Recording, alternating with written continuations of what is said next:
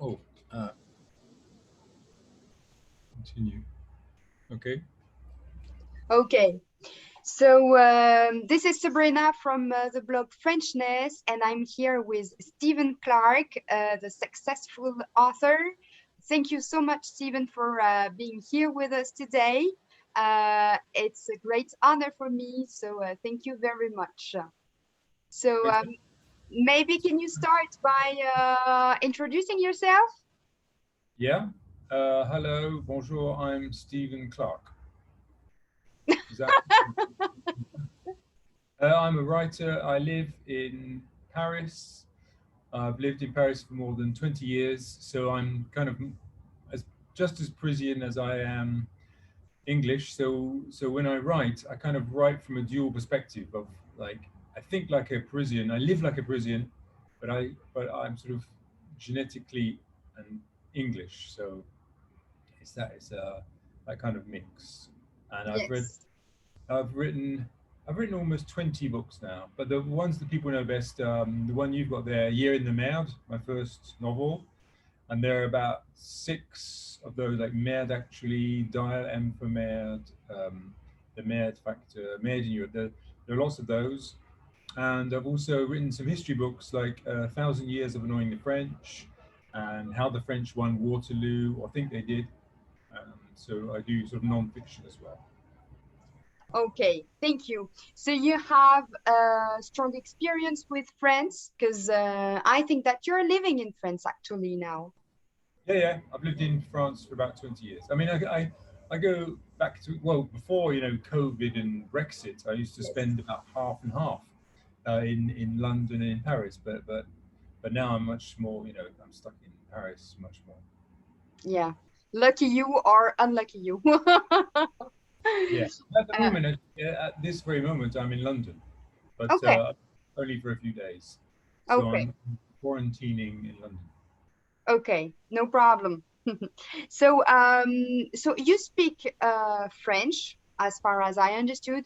So, before you came to France, did you speak French or not at all? What happened? I mean, the first time I came to live in France was a long time ago when I was a student. Mm-hmm. I came to be an assistant, as we called it, a lecteur d'anglais, an English assistant in a French lycée in the south of France, in Perpignan. Um, and then I mean, I had A-level French, Mm-hmm. and my school, it was very good because we'd had French assistants and German assistants. So actually, we spoke pretty good French and German if we'd done those A levels. So I kind of felt comfortable, but I didn't, you know, there were some things idiomatic French. I didn't really know idiomatic French at all. So I remember one of the first weird sentences I heard was, I was in a car with somebody because I used to hitchhike a lot, and Yeah. I was in a car and someone said, "On va se taper les feux," and I thought, we're gonna we're gonna hit the traffic lights. I was thinking, no, don't hit the Don't do traffic that. lights. And whereas in fact it means we're going to get stopped by the traffic lights. It's very, and so I was discovering these idiomatic phrases like constantly. It was like, if you're interested in languages like I am, it was an amazing experience because all the time, It's uh, true. I was learning new words and expressions. So I could understand well enough to learn new expressions. So it was great for me. Yeah, it's good. It's very interesting what you're saying, because it's true that when you're not living in France, it's not idioms, expressions that you're gonna see in books. You can only live here to know it. So that's funny. So you spoke French when you came to live in France. So but what was the hardest part of learning it? Well, I mean, if you're a Brit, obviously the hardest part is the pronunciation. I mean, I still have problems like that. Some French people still laugh at me because I can't, if you listen really carefully, I can't pronounce the simple number eight because I say wheat, whereas it's not wheat. I sound like I'm talking about the cereal, wheat, barley. Um, Yeah. and even now, but for us, there are some sounds which you just naturally can't make, like the r, r. And I remember the first time I actually put this in one of my books because it happened to me, where I was out. It was in my second novel, Merde. Actually, I tell the story about how I was in the Corrèze, in the center of France. Very well for the R. Yeah, thank you. Yeah, I can do it now if I think about it. But I was, and there I had a sort of slight traffic problem with some police and everything. But they said to me that we started chatting and they were very friendly. And I said to them, I wanted to say to the man, he said, okay, drive really carefully and we'll forget all about it. I said, okay, but then just like half jokingly, I wanted to say, do you put your hand on your heart and promise, okay, that I won't get a fine. Mm. And what I said to him, because I can't pronounce the r, is, in French, heart is cœur, cœur. You have to pronounce the r, Mm. but I didn't pronounce the r. And in English, in French, que without the r means your male private parts. So what I actually said to him was, "Do you put your hand on your willy and promise?" And he looked at me, oh my, and I hope he understood what I actually meant. But I didn't get a Yes. fine, so it worked. And there's that, and also we can't tell the difference between, for example, the vowels, oo and u, Mm. and the funniest one, of course, is merci beaucoup, thank you very much, merci beaucoup. But we quite often in English we say merci beaucoup, which means thank you, beautiful ass. Um, Yes. so you can make all these low mistakes, and sometimes I still make them because if you're speaking French, you really have to concentrate. It's true. Um, and you know the difference between en and on as well. Because once I said to a friend of mine said he was going to get married. A French friend said he was going to get married, and I wanted to ask him like when, like quand. And in Oui. fact, I mispronounced it, and I said con, which means like dickhead. Like he wasn't very pleased until he understood. And you can make That's these. funny. Time. That's very funny. I put this kind of thing in my books all the time because it just happens all the time. It's true. That's what I really like about your books, is that I can picture an English speaking person being in France, because I've met several, and everything you're saying, it's actually true about for like right now, about the pronunciation, or some anecdotes, and it's super funny. It's all based on truth. People like someone once said to me that in my books I make fun of the French accent speaking English. That's not true. I just put it phonetically. It's phonetically true. It's what I really hear when I hear French people speaking English. It's phonetically correct. But I also make fun of English people speaking bad French. It's not kind of racist or anything. It's just I that is know. the way people really speak, and I know because I hear French people speaking bad English and English people speaking bad French, and I just write it down phonetically. I've studied phonetics. I know how to do this, and it's not at all racist. It's just that is how people speak, and Exactly. sometimes it's funny. I'm sorry, sometimes it's funny. Exactly, exactly. Let me tell you a quick story that happened to me when I was in the US. I was in an apartment and I had a lot of ants in my apartment. And I called the landlord and I said, okay, look, there are a lot of ants in my apartment. Please do something. I already put bomb on it. And bomb in French, it's a spray. Mhm. So I just translated in my head, and the landlord started screaming on the phone, like, what did you do in my apartment?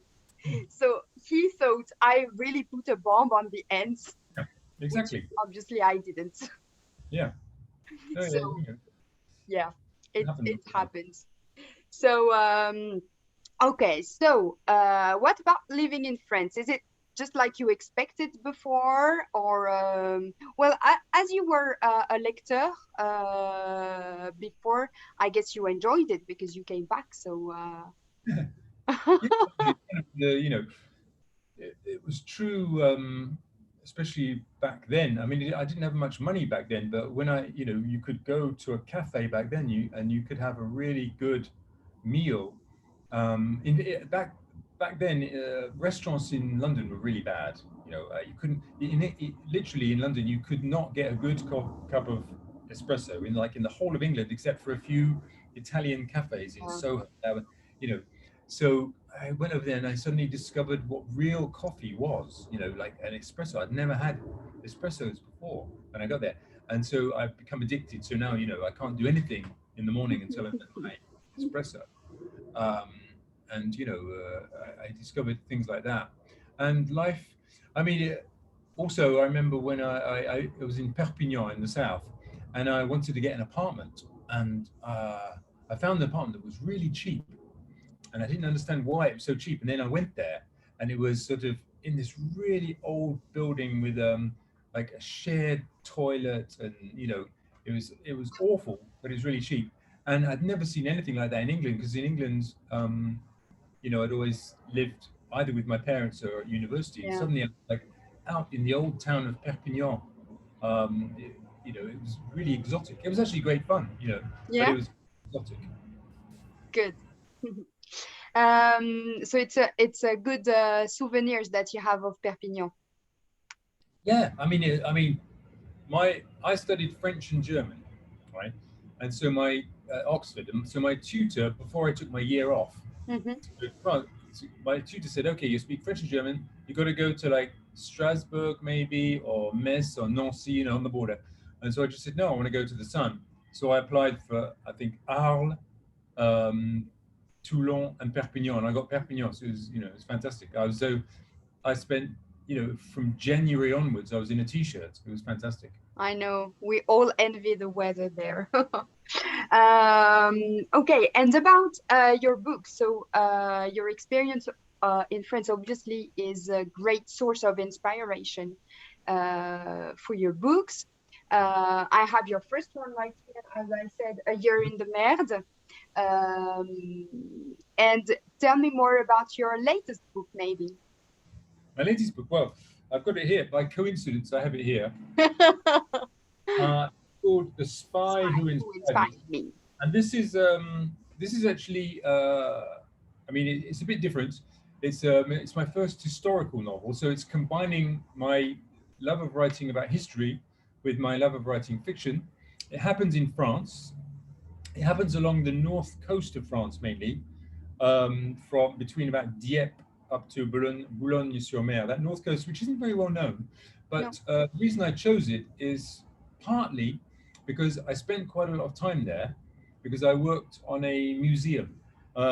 There's a place called the Chateau de Ardelot, which Mm-hmm. is near Boulogne-sur-Mer, which is it's now the Centre Culturel de l'Entente Cordiale, the sort of Entente Cordiale Cultural Center, celebrating the Anglo-French Agreement of 1904, and they've actually installed in it a museum which starts with William the Conqueror and goes up through to the tunnel, the Euro tunnel, Yeah. and it's inspired by my book, A Thousand Years of Knowing the French. It's a really nice little museum. It's free as well. And so I spent a lot of time up there putting the museum together. So I know that area quite well now. Beautiful beaches, a nice beer. But very cold. Well, for a French person, but for us, it's south. Yeah. So it's too hot. Yeah. And also, that is the place where Ian Fleming located his first novel, Casino Royale. And so this book takes place. In fact, this man here is called Ian Lemming, not Ian Fleming. Big difference. And he actually goes to this place by accident, because this woman here, she is a secret agent, and Hmm. he accidentally joins her on a mission, and she teaches him everything he needs to know about spies during their mission in France. They go along the north coast and then they go to Paris, escaping. It's a bit of a comedy, but it's also a spy story. Yeah. They escape from the Gestapo and all that sort of stuff. And so it's about the French occupation, with quite a lot of historical stuff about what was happening in April 1944, just before the invasion. So it's a kind of historically accurate novel, which is a bit of a parody of James Bond, with the woman here taking revenge for the sexism of Ian Fleming's Bond girls. In the Yeah. Bond, Finally. yeah, exactly. In a James Bond book or a film, you can never trust a woman. They always It's do true. something. And so she is the opposite. She can't trust him because he doesn't know anything about spying. The real Ian Fleming spent almost the whole war in an office in London.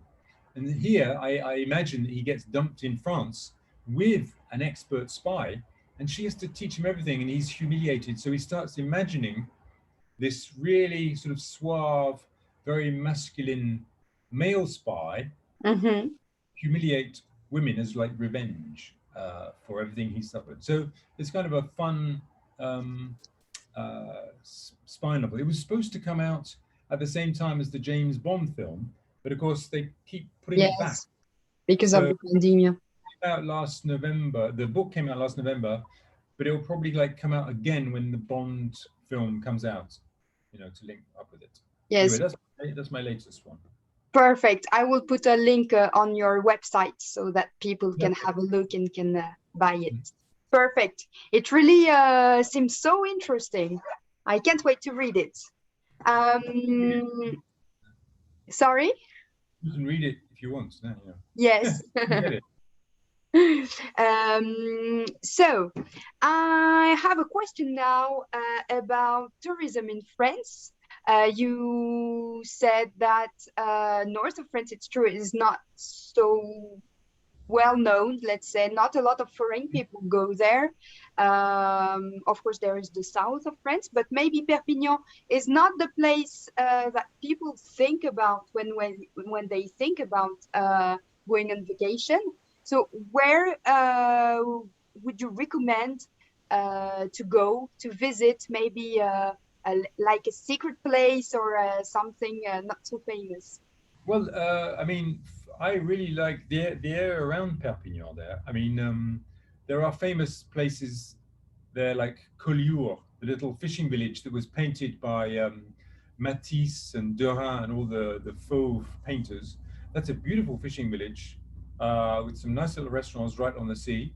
Obviously, in July and August, it's swamped with people, but outside there, it's just a lovely little village with a nice beach. You can go swimming and snorkeling and see the fish and everything. Collioure, and also if you go inland from there, the Pyrenees, like the hills, are really beautiful. Not many people. You get like small villages, rivers you can sort of paddle in. Um, it's great for walking, and there's some towns. There's a town called Serret, which is a beautiful old town. It was also an artist town, Okay. and it's got a nice little art museum. And it really feels. I don't like personally. I'm not too fond of sort of the southeast. It's a bit like from Marseille east. It's a bit Yeah, snobbish. I don't like it very much. it's Um, whereas down in the southwest, around Perpignan and in the Pyrenees, people are much friendlier. I find, and also in the Pyrenees, if you go further inland, you've got the Qatar castles, these ruined castles on hilltops, yes, which are very dramatic, very beautiful as well. So I mean, I kind of like those areas up there. very nice. Thank you. And so now you're in England, but when you're in France, what do you miss most about England? Yeah, well, one of the reasons I come back to England is for the beer, because I mean, I'm not alcoholic, but there's just there's English beer, what we call bitter, sort of dark, not very strong beer. It's only about like 4% alcohol. Not very strong, but very tasty. And you don't drink it freezing cold, so you get the full taste. And some of the pubs in London still do really good old-fashioned English beer, so I miss that.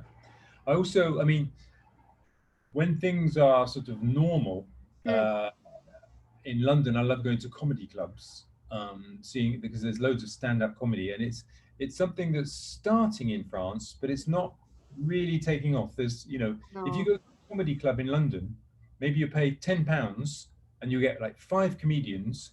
The first one will be kind of a novice, not fantastic, and then they get better and better, and the star will be really professional, really funny, for just like £10. Wow. And there'll be like 5 of these nights going on all over London every night. So you really have your choice, and you can see some big names.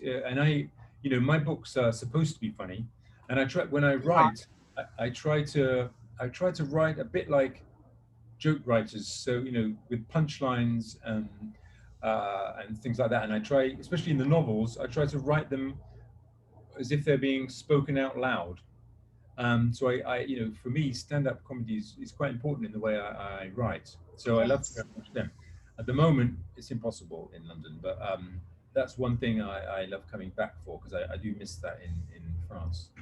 I understand. And talking about humor, can you understand French humor? Is it funny for you when you see a comedian or Oh yeah, some of it. I mean, I remember the film Ridicule, which is about an aristocrat who goes to the court of Louis XIV, yes, and in order to get on in that court, you had to make jokes. You had to make, witticisms. It's very intellectual, but very clever, witticisms. The French are really good at that. Also, I mean, some, especially older French films, have yeah, great dialogue. La Cage aux Folles, about has great, fantastic dialogue. What's his name? yes, Francis Weber. Um, and I really love the old French comedies, like was it Le Grand Blond à la chaussure avec noire, la chaussure noire. Pierre Richard, which is just like joyously, farcically absurd. Great, Yes, real just fun. The French still make films like that occasionally, like Les Ch'tis, which is about a fella from the south of France who goes to live in the north and all the differences. You know, exactly. yeah, that was great fun. Oh, I do think that in some ways, especially Parisians, they take life and themselves too seriously. So sometimes, whereas in England, almost any conversation can have jokes. Yeah. Sometimes I'm in France and I'm having a conversation, I make a joke, and they sort of look at me as if to say, "Was that a joke? Um, Serious? Is he being stupid, or is he making fun of us, or what?" And they're kind of thrown. Whereas no, I'm just English, so sometimes I say something stupid. It's what we do. And so occasionally, I find Parisian films, especially, sometimes they take themselves way too seriously. Yeah, that's true.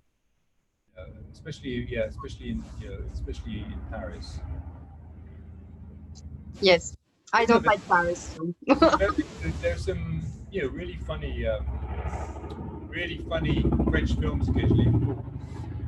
There's a helicopter going past. I think. I can hear that. Yeah. It's like we are in the book. So I think maybe someone's trying to kidnap the queen or something. Yeah. Okay.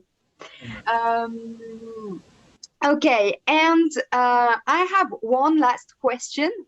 What is the advice you would give to people who are listening to us and who want to learn French or maybe to come live in France? What would you advise them? Do it. It's great. It's great fun. French. Don't be scared by French grammar. It's very complicated, but you can learn it. It's a kind of Latin-based language, so there are rules. You know, so you can learn them. And the only way to learn real French is to come to France and sort of live it and talk it. The people who speak the best French are the ones who've actually worked in a French company. I before I became a full-time writer, I spent years working in French companies in the office, and that's the way you get to talk. To know real French is talking it all day. Yes. Uh, that's the best thing. But I mean, and personally, I would if I would avoid, if I were a Brit, I would avoid going to live in the Dordogne, where if you go into your local cafe, half the people might be English. Go to That's true. places where there are fewer of them. For a start, everything will be much cheaper, and also you'll speak real French. Yes. If you go to Normandy as well, I think there are many British people in Normandy. Yeah, Normandy and Brittany, there are lots as well. Yeah, yeah. Okay. So you're absolutely right. If you want to come and settle in France, just do it. It's gonna be the best way to learn French and to learn about the culture. So thank you so much, Stephen Clarke, for accepting this invitation. It was a great pleasure, and I will put a link to your website, and go check it. Thank you. Bye-bye. Bye-bye.